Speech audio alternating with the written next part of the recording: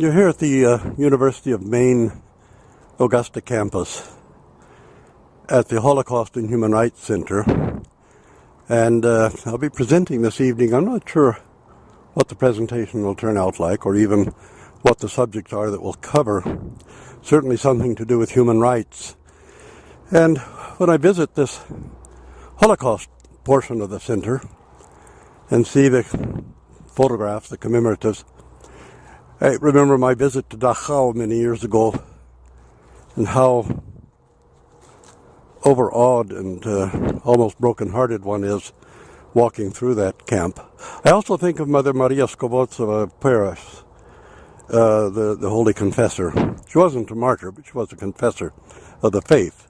And how she risked her life for trying to save some of the Jews in Paris, and in fact ultimately forfeited her life because she'd done so, because she was also taken off to concentration camp. And as we understand it, she saw a younger woman who was chosen as one of the ones who were to be killed just before the Russians had gotten to the camp. And she offered herself in place of the young woman, as she was older and the young woman had a life before her, and they would be liberated fairly shortly. And great hero of the faith.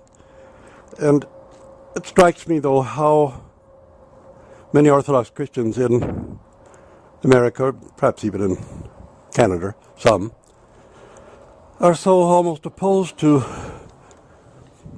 human rights and civil rights and the things that make society and life worth living.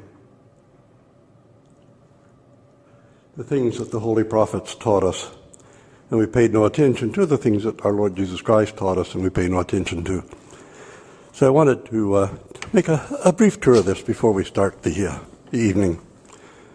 As you can see, these faces of before the arrest, being taken to extermination camps and labor camps,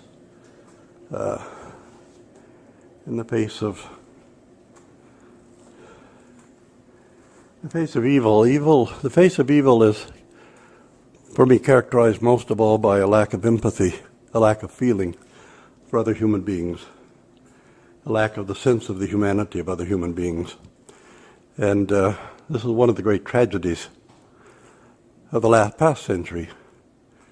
We only hope it won't revisit us in this century. It's up to us to make sure that it doesn't, by not forgetting, but also by not forgetting who we are and forgetting the possibilities for us. We're all human beings. And great evil as well as great good is possibility for any one of us.